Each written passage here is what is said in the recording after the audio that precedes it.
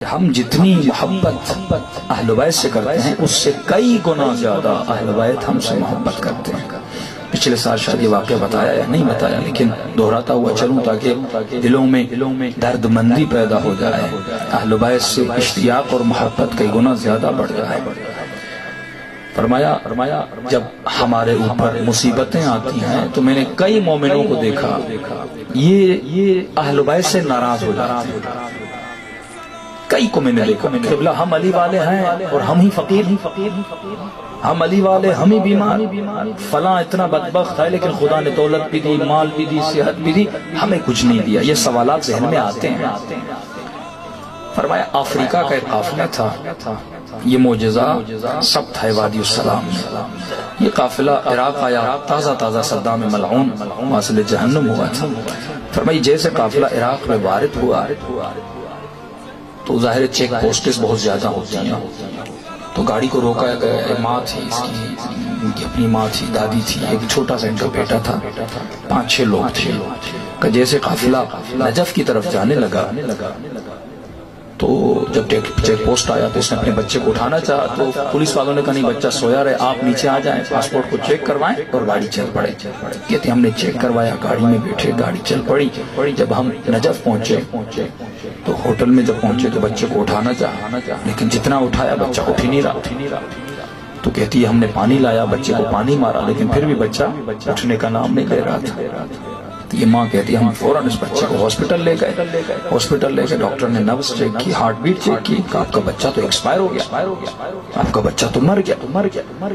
اب یہ ماں کہتی ہے میرے پاس ایک ہی بیٹا تھا، پہلی مرتبہ حسین کی زیارت کو آئی اور وہ بھی بیٹا حسین نے چھین لیا، دفن جا کر کیا وادی السلام میں۔ اب ماں نے کہا بیٹی چلو امام حسین کے حرم میں، تو کہنے لگی اماں میں نہیں چلوں، میں زیارت کے لیے آئی تھی، کچھ لینے آئی تھی اور انہوں نے میرا ایک بیٹا وہ بھی مجھ سے چھین لیا، میں نہیں جاؤں گی زیارت کا۔ بہت سمجھایا، یہ مصیبتیں ہمارے اوپر بھی آتی ہیں، ہم بھی ناراض ہو جاتے ہیں۔ فرمایا چھٹے امام کے بیٹے جناب اسماعیل بیمار تھے، مولا بہت پریشان تھے، حکیم کبھی کوئی کبھی کہاں، لیکن فرمایا مولا کا صحابی کہتا ہے ایک مرتبہ مولا کے در پہ آیا، امام کے چہرے پہ اطمینان تھا۔ میں نے کہا مولا بیٹا ٹھیک ہو گیا؟ امام نے کہا انا للہ و انا الیہ راجعون۔ کہا مولا جب زندہ تھا پریشان تھے، جب بیٹا مر گیا اتنا اطمینان کیوں ہے؟ امام نے فرمایا جب تک ہماری اولاد زندہ ہوتی ہم پوری کوشش کرتے ٹھیک ہو جائیں، لیکن جب خدا لیتا ہے امانت اس کی تھی، ہم کون ہوتے ہیں اعتراض کرنے والے؟ اس نے امانت دی، پالو سنبھالو، اچھی تربیت کرو، اچھی تعلیم دو، ہمارا یہ فرض ہے اس کے جسم اور روح کی حفاظت کرنا، لیکن اگر وہ لیتا ہے وہ اس کی امانت ہے، ہم کون ہوتے ہیں اس کی امانت اور قدرت میں بیچ میں ٹانگ اڑانے والے؟ لیکن یہ خاتون نہیں سمجھی کہ قافلہ نجف سے چلا کربلا کی طرف۔ ماں نے کہا بیٹی چلو حسین ابن علی کی زیارت کو، علی کی زیارت کو تو نہیں گئے، کم از کم علی کے بیٹے حسین کی زیارت کو چلو۔ بیٹی نے کہا میں نہیں چلوں گی، ایک بیٹا تھا وہ بھی انہوں نے لے لیا، علیاذ باللہ کاش میں کربلا آتی ہی نہ، میں عراق ہی نہ آتی، میرا بیٹا نہ مرتا۔ ماں نے بہت سمجھایا، ان کی امانت تھی، انہوں نے نہیں سمجھا۔ آخری دن بچا، اب ماں نے کہا بیٹی لڑنا ہے، جھگڑنا ہے، شکایت کرنی ہے تو جا کر ان سے کرو، ہوٹل میں بیٹھ کر رونے کا کیا فائدہ؟ انہی سے لڑنا ہے نا، انہی سے شکایت ہے نا، انہی کے حرم میں جاؤ۔ اگر حسین کے حرم میں نہیں جاتی تو عباس کے حرم میں چلی جاتی۔ حسین کا بھائی ہے، باب الحوائج لقب ہے، حاجتوں کو قبول کرنے والا دروازہ۔ فرمایا اس کے دروازے پہ چلی جا۔ بڑی مشکلات کے بعد اس کو لایا، کہتے ہیں ہوٹل سے یہ حرم کے پاس گئی، جیسے نگاہ اس کی ذریعہ عباس پہ پڑی، بے ساختہ روتے ہوئے اس نے کہا السلام علیک یا باب الحوائج، اے حاجتوں کے قبول کرنے والے دروازے میرا تم پہ سلام۔ فرمایا جیسے آگے جانے لگی تو اس نے پہلا جملہ کہا غازی عباس میں کچھ لینے آئی تھی، ایک بیٹا تھا آپ نے وہ بھی لے لیا، میں اپنے بیٹے کے بغیر جی نہیں سکتی، یا مجھے یہاں موت دے دیں یا مجھے میرا بیٹا دے دیں۔ فرمایا اتنا کہتے ہوئے رو رہی تھی اور غازی عباس کے زری کو دیکھ رہی تھی، اس نے اچانک دیکھا زری کی طرف سے اس کا بیٹا اس کی طرف آ رہا ہے۔ یہ اپنی ماں کو کہنے لگی اماں کہیں میں خواب تو نہیں دیکھ رہی، شدت گریے کی وجہ سے توہم تو نہیں ہو گیا؟ ماں نے دیکھا کہ نہیں میری بیٹی یہ ہمارا ہی بیٹا ہے۔ بڑے تعجب سے بیٹا آ گیا، ماں نے گلے سے لگایا، سب پوچھنے لگے اے لال تو کہاں تھا؟ جسے دفن کر کے آئے وہ کہاں سے آیا؟ تو اس لڑکے نے کہا ماں میں نے جیسے اپنی آنکھیں کھولی میں نے لوگوں کی بھیڑ میں خود کو پایا، بہت رش تھا، میں نے آپ کو بلایا، دادی کو بلایا، سب کو بلایا، کوئی میں نظر نہیں آیا، تو اتنے میں نے دور سے دیکھا ایک گھوڑے سوار آ رہا ہے،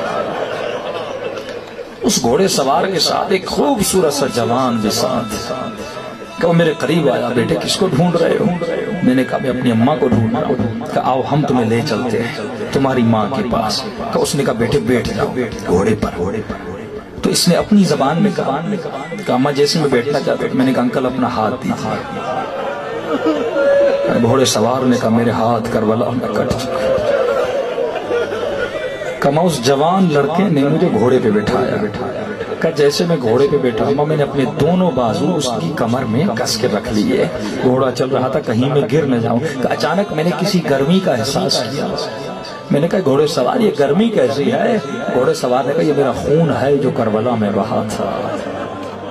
کہ اماں یہاں تک کہ وہ زری کے قریب لے آیا، کہ میرے لال یہیں پہ رک جا، ماں آنے والی ہوگی، جب تیری ماں آ جائے تو کہنا عباس نے ایک پیغام دیا ہے، یہ پیغام اسے کہنا یاد رکھے۔ کہ اماں عباس نے ایک پیغام دیا، یہ کہا اے ہمارے چاہنے والوں، اے ہمارے شیعوں، چھوٹی چھوٹی باتوں کی وجہ سے ہم سے ناراض نہ ہوا، ہم اہل بیت سے تمہاری ناراضگی برداشت نہیں کرتے۔ کتنے کریم ہیں، ہماری ناراضگی ان سے برداشت نہیں ہوتی۔ اور میں کو مولا صد خاک ہو میرے سر پر کہ میں نے کتنا اپنے مولا کو اپنے عمل سے ناراض کیا۔ ایک طرف ان کی محبت ہے، ایک طرف ہمارا کردار ہے۔ کہ کسی نے کہا مولا میں کربلا جانی میں کیا کروں، پیسے نہیں۔ تو امام نے کہا کوئی بات نہیں، اپنے شہر میں بیٹھے ہو، اپنے گھر میں بیٹھے ہو، مجلس میں بیٹھے ہو، فرمایا دل کو پاک کرو، اس دل خلوص سے دل سے فرمایا اپنے ذہنوں کو تصوروں کو کربلا کی طرف منتقل کرو، اور فرمایا ایک سلام دو حسین ابن علی کو۔ فرمایا تمہارے نام اعمال، چھٹے امام فرماتے نام اعمال میں لکھا جائے گا کہ تم نے زیارت حسین ابن علی کر دی۔ اگر وہ دینے پر آئیں تو دین میں بھی کمی نہیں۔